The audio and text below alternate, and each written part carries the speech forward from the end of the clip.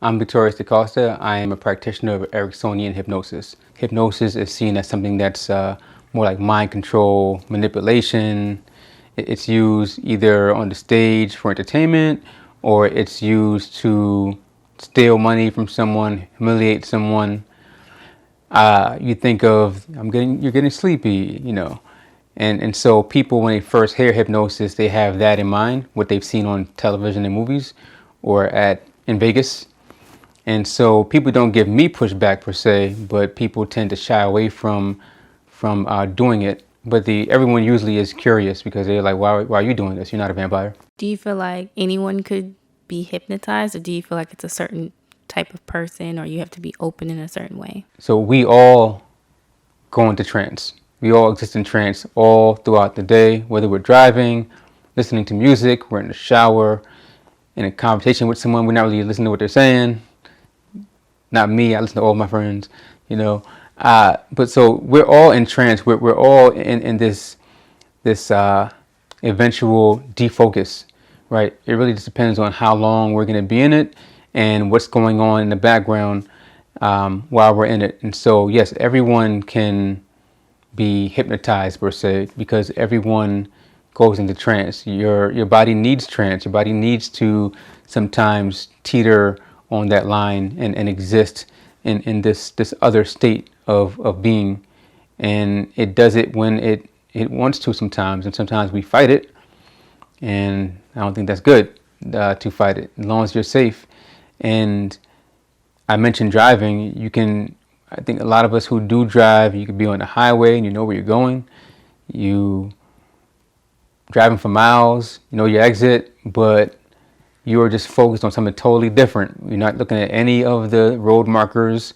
You're just driving, and you know when to turn, right? But maybe you're on the phone listening to a song. If you're unsafe, you're texting, but you know how to get to where you are. So being in that trance, it doesn't render you useless in this common reality, right, in the world. And in the same way, you can be in that zone. We call it being in the zone.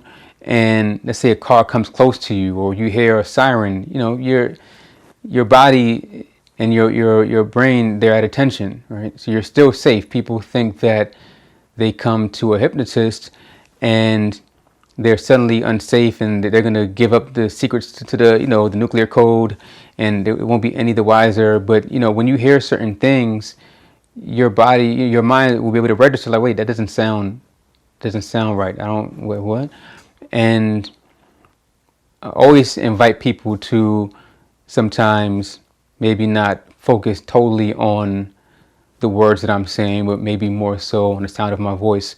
And so there are people who say, oh, you can't hypnotize me, and I have this stuff for them too, right? There's ways to help everyone just relax, right? There's ways to help everyone's mind calm down just with certain word combinations, just so we can have them easy, so we can have a safe foundation for them to rise through that journey.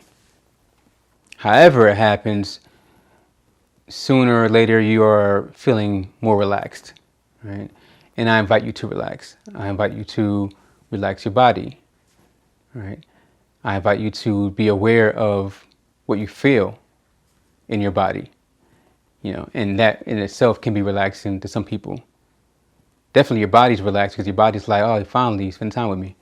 So when you're not relaxed, and maybe you're in a light trance, perhaps, there are certain things that I might say to help you go deeper into that trance, right? So I can't say what I would say because it's all different, and it's not really necessarily freestyle, but it's really it's really all different. But there are things to say to make it go deeper, right? And the thing is that your self is already yearning to go deeper. And so it's just like if you were to sit on a couch by yourself with no one's voice. Maybe there's music, maybe there's not music. You will go deeper regardless. I'm just here to be a sound, in the background, right? Because once you're relaxed and you're feeling all these sensations, and you're accepting the things around you, the sounds, the air pressure, the smells, your body's going to want to sink into this, because your body's here to experience. We're here to experience life.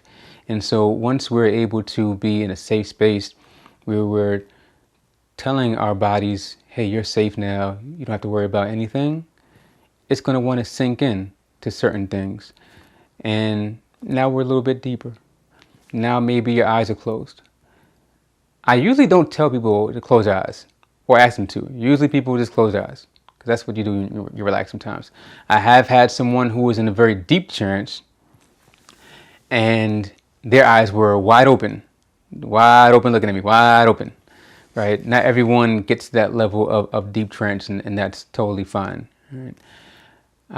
Their dog was there too, wide open eyes, dog was there. They were just like, And so once you're in a certain part of that trance, I might tell you a story that's based upon the situation that you brought before me. I might, let's say there's a technique called reframing, right? So with Ericksonian Hypnosis, we say that every part of you has a positive intention for you, right? Usually we hate ourselves. I'm just going to call it a spade. We hate ourselves. We hate different parts of ourselves. We have, oh, that's my monster. That's the part of me that's messed up and everything. So I like to say, hey, slow down. There are parts of you that are in control of different aspects of you that might be causing behavior you don't like, that might be causing you some pain, some sadness, some disease. However, isn't it nice to know that that's just a part of you that wants to help you? So you might have that individual part of you in charge of this thing, but they're not trying to hurt you. They're trying to help you, right? So that's the first thing to reframe, right? Is to reframe the way we look at ourselves and parts of ourselves.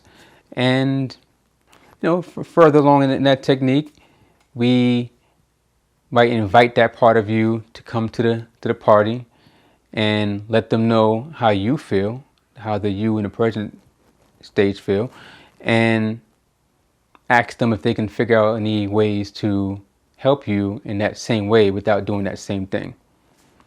And it goes, and hopefully they say yes, they can think of something. Maybe they might say no, and that's okay. We're glad they showed up anyway. And if they do say yes, and we might ask them to think of something, and they say, okay, I got something, right? I'm paraphrasing here, of course, right? Next thing is like, well, can we try it out? Try it out? A couple weeks, try it out. Okay, we'll try it out. And they're, off to the races. And it's not, again, the stage where you just snap your fingers and your life is changed, per se, outwardly. So it's always very good to establish what does it look like if you're successful in this particular session, or in your path with therapy or hypnosis or anything else, working out your body. What does it look like? What's your goal?